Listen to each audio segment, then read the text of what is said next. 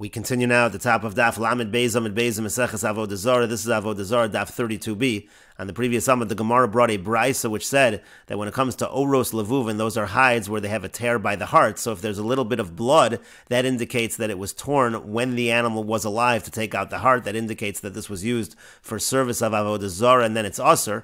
And the brisa continues, Ein alav kortam, but if there's no trace of blood, so then mutter, then it's permitted. Rashi explains, Ein alav kortam, if there's no tracing of blood, achar hafsheto ira bokach. That means that after already the hide was taken off, this tear happened. V'lo la'avodas kol chavim. That indicates that this was not for Avodah Zara.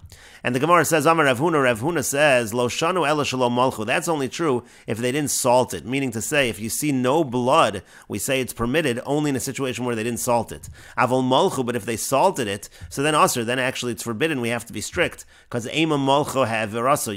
We should say, or we can say that the salt is what removed the blood. In other words, there really was blood there, and then when they salted it, the blood was removed. And in that case, we have reason to be strict. And the Gemara continues at the two dots. The Mishnah said, Rav Shimon ben Gamliel Omer. Rav Shimon ben Gamliel says, Bisman sha'akera shelo ogol aser. If the tear is round, then it's forbidden. Again, that indicates that it was torn in this fashion for the purpose of Avodah Zara, to take out the heart. But moshach, but if it's elongated mutter, then it is permitted. And the Gemara says, Amar Rav Yosef, Amar Rav Yehuda, Amar Shmuel. Rav Yosef says that Rav Yehuda says that Shmuel says, Halachik Rav Shimon ben Gamliel. The halach is like Rav Shimon ben Gamliel. Amar le Abaya. Abaya said to him, he said to Rav Yosef, Halacha, if you're saying the halach is like Rav Shimon ben Gamliel, Mechlal de Pligi, that implies that there's an argument in the Mishnah, but you could understand the Mishnah that Rav Shimon ben Gamliel is saying something that everybody agrees with. Amar le said back to him, Rav Yosef said back to Abaya, My nafkalach mina, what's the difference whether they argue or not? The halach is like Rav Shimon ben Gamliel in any case.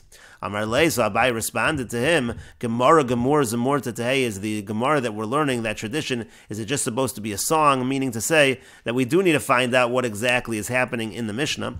Rashi explains, Mechlal de Pligi, again, the Gemara said that it sounds like we're saying, if we're saying that the halach is like Rav Shimon ben Gamliel, that's what Rav Yosef is saying, it sounds like they're arguing. That's what Abaye asked. Mi boy kaboy la minei mi pligi Rabbana la ilo. He's asking, did the Rabbanan really argue on Rav Shimon ben Gamliel or not? And the response was, Umay nafkalach mina, what difference does it make? Bein chaluk and bein lo chaluk, and halacha gemosa, whether there's an argument or not, the halacha we're still saying is like Rav Shimon ben Gamliel.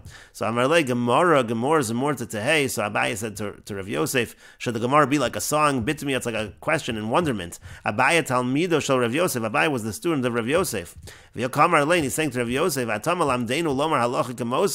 you're teaching us and you're saying the halach is like him, who take his zemer bialma, but then it's just like a song. Because if there was no machlokas, you wouldn't need to say who the halacha was like, so then you're saying it for no reason. And the Gemara continues at the two dots. The Mishnah said, Basar hanichnas la'avodas kochavim mutter. If meat entered into a house of Avodah Zara, it is mutter, it is permitted. Rashi explains, Basar hanichnas la'avodas kochavim. Again, you have meat that's entering a house of Avodah Zara, and the Meseches Hashas notes that this Rashi really should be on the Mishnah itself.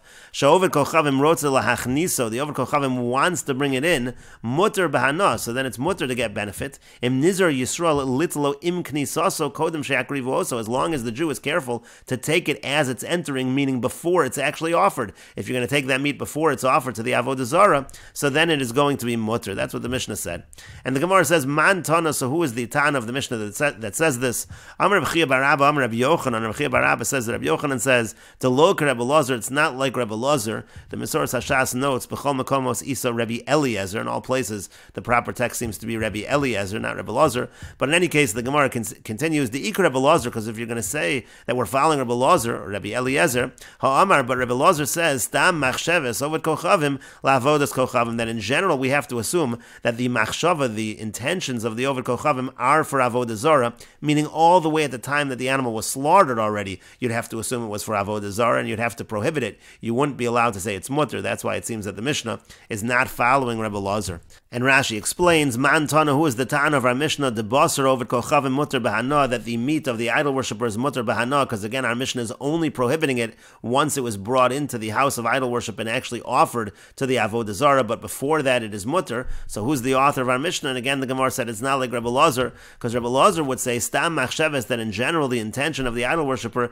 is for Avodah Zara, meaning all the way at the time of the shechita, of the slaughtering. V'chi shachta, and therefore at the time that the Ovid Kochavim slaughtered the animal, of the la'avodas Kochavim b'shchita, so he did that for the Avodah Zara with his shchita. V'nesran would be prohibited already from that point in time. The shchita he takruvasa, because the slaughtering is the bringing of the offering to the Avodah Zara. That's part of the offering to the Avodah Zara. And the Gemara continues at the two dots. The Mishnah said, "V'hayotze aser," meat that comes out of the house of Avodah Zara is forbidden. Mimneshu kizivchei mesim, because that's like the sacrifices of the dead.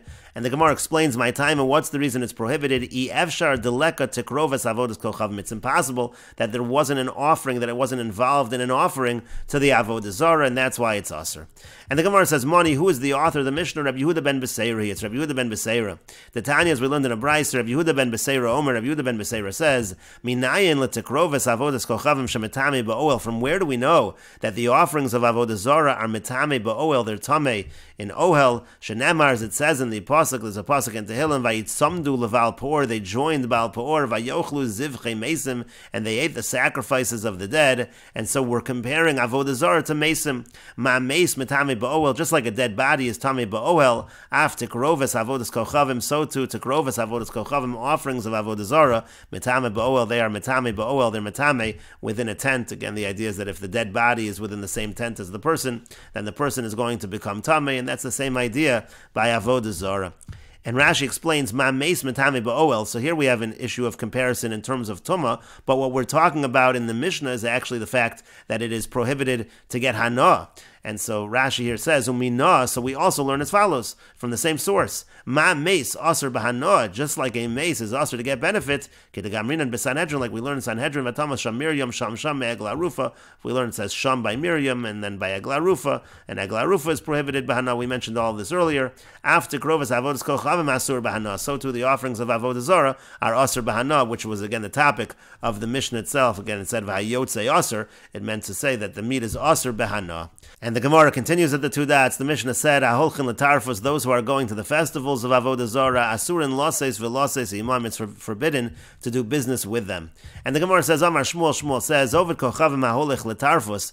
If the Ovid kochavim again is going to the festival of Avodah Zara, b'halicha aser. So on the way there, it's aser to do business with him. The azal umodi kame avodas kochavim, because then he's going to go and he's going to think it's Avodah Zara. But b'chazara mutter. But if he's returning from the festival, it's mutter to do business with him. Because my have it, what happened, now he's finished with the Avodah Zara, is no concern.